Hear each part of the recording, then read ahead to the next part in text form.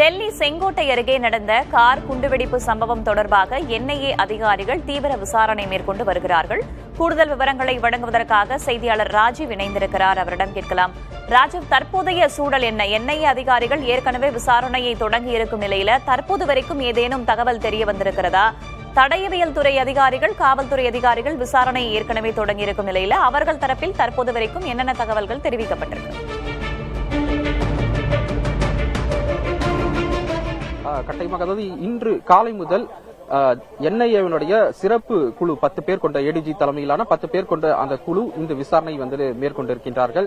குறிப்பாக ஜம்மு காஷ்மீரில் கைது செய்யப்பட்டிருக்கக்கூடிய அந்த மருத்துவருடைய தொடர்பில் இருக்கக்கூடிய நபர்கள், அவருக்கு சொந்தமான இடங்கள் என அந்த பகுதியில் ஒரு விசாரணையானது மேற்கொள்ளப்பட்டு வரக்கூடிய நிலையில அடுத்த கட்டமாக ஹரியானாவில் ஃபரிதாபாத் பகுதியில் பிடிபட்டிருக்கக்கூடிய பல்வேறு அந்த வெடிப்பொருட்களை கைப்பற்றியிருக்கக்கூடிய நிலையில அங்கு கைது செய்யப்பட்ட நபர், அவரிடம் தொடர்பில் இருக்கக்கூடிய நபர்களிடம் விசாரணை நடைபெற்று வருகிறது. அதேபோல டெல்லியிலும் பல்வேறு பகுதிகளில் இந்த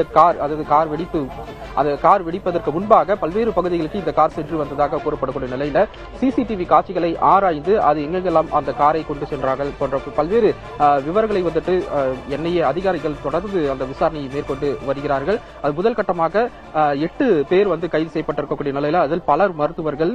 குறிப்பாக கார் ஓட்டி வந்த நபர் என அறியப்பட இருக்கக்கூடிய நபி அவருக்கு தொடர்பில் இருக்கக்கூடிய மருத்துவர்கள் கைது செய்யப்பட்டிருக்கும் நிலையில் அவர்களிடம் அந்த விசாரணையானது தீவிரப்படுத்தப்பட்டிருக்கின்றது.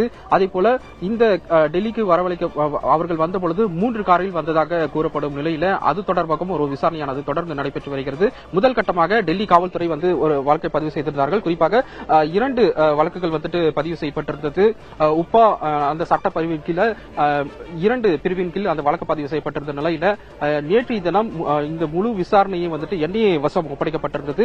மத்திய உள்துறை அமைச்சர் அமித்ஷா உடனான உயர்மட்ட அந்த ஆலோசனை கூட்டத்திற்கு பிறகு இந்த வழக்கு என்ஐஏ வசம் ஒப்படைக்கப்பட்டிருக்கக்கூடிய நிலையில அடுத்த கட்ட நடவடிக்கைகளை அதே போல டெல்லி காவல்துறை முதல் கட்ட விசாரணையினுடைய அறிக்கையை அவர்களுக்கு சமர்ப்பித்திருக்கின்றார்கள். அதன் அடிப்படையிலும் அதன் ஒரு பகுதியாக வைத்துக் கொண்டு இவர்களுடைய கூடுதல் அந்த நடவடிக்கைகள், தேடுதல் வேட்டையாகட்டும், அதே போல இந்த விசாரணையை தீவிரப்படுத்தும் போன்ற அனைத்து நடவடிக்கைகளையும் என்ஐஏ சிறப்பு குழு இன்று காலை முதல் தங்களுடைய அந்த நடவடிக்கையில் ஈடுபட்டு வரக்கூடிய நிலையில அடுத்தடுத்த கட்டமாக இந்த கார் எங்கெல்லாம் சென்றது போன்ற விவகாரங்களை சேகரிக்கும் சிசிடிவி காட்சிகளை பதிவு செய்து வருகிறார்கள். குறிப்பாக இந்த டெல்லி செங்கோட்டை அன்றைய தினம் டெல்லி செங்கோட்டைக்கு வருவதற்கு முன்பதாக அந்த கார் மயூர் வியார் பகுதியும் அதே போல கெனாட் பிளேஸ் என்று சொல்லக்கூடிய அந்த டெல்லியினுடைய மத்திய பகுதியில் சென்று வந்ததாக கூறப்படுகிறது. அதற்கான அந்த ஆதாரங்களை சேகரிக்கும் ஒரு பணியிலும் அதிகாரிகள் ஈடுபட்டு வருகிறார்கள். அதே போல கூடுதலாக தற்போது 2 கார்கள் அவர்கள் வாங்கியிருப்பதாக இந்த காரை விற்ற இடைத்தரகர் ஒரு வாக்குமூலத்தை அளித்திருப்பதாக தகவல் வெளியாகியிருந்தது.